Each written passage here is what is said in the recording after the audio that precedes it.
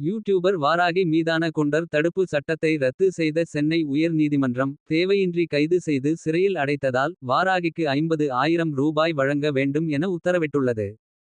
வாடகை வீட்டை காலி செய்ய மறுத்ததுடன் ஆபாசமாக திட்டியதாக அமீனால் பிவி என்பவர் அளித்த புகாரின் அடிப்படையில். யூடியூபர் வாராகிக்கு எதிராக பெண்ணை அவமானப்படுத்துதல், ஆபாசமாக செயல்படுதல், மிரட்டல் உள்ளிட்ட பிரிவுகளின் கீழ் சவுந்தரபாண்டியனார் அங்காடி போலீசார் வழக்குப்பதிவு செய்தனர்.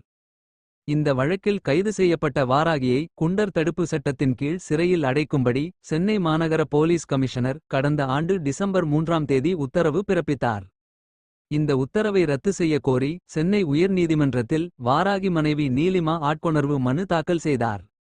இந்த மனு நீதிபதிகள் அனிதா சுமந்த், சுந்தர்மோகன் அடங்கிய அமர்வு முன் விசாரணைக்கு வந்தது. அப்போது மனுதாரர் தரப்பில் பாகுபாடு, ஒரு தலைபட்சம் சார்ந்த சட்டவிரோத நடவடிக்கைக்கு மனுதாரரின் கணவர் உள்ளாக்கப்பட்டு உள்ளார். குற்றச்சாட்டுகள் முற்றிலும் நியாயமற்றவை. கைதுக்கான காரணம் அது குறித்த தகவலும் வழங்கப்படவில்லை. எனவே குண்டர் தடுப்பு சட்டத்தில் அடைத்த உத்தரவை ரத்து செய்ய வேண்டும் என வாதம் வைக்கப்பட்டது. காவல்துறை தரப்பில் மனுதாரரின் கணவர் மீது 5 வழக்குகள் உள்ளன.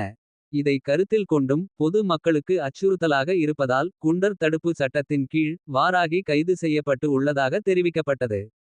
இருதரப்பு வாதங்களை கேட்ட நீதிபதிகள் வாராகியை கைது செய்ததற்கான காரணங்கள் வழங்கப்படவில்லை எனக் கூறி குண்டர் தடுப்பு சட்டத்தில் அடைத்த உத்தரவு ரத்து செய்தனர். வாராகியை தேவையின்றி கைது செய்து சிறையில் அடைக்கப்பட்டு உள்ளார் என்பதில் நீதிமன்றத்துக்கு எவ்வித சந்தேகமும் இல்லை என்பதால் அவருக்கு 50,000 ரூபாய் வழங்க வேண்டும் எனவும் உத்தரவிட்டனர்.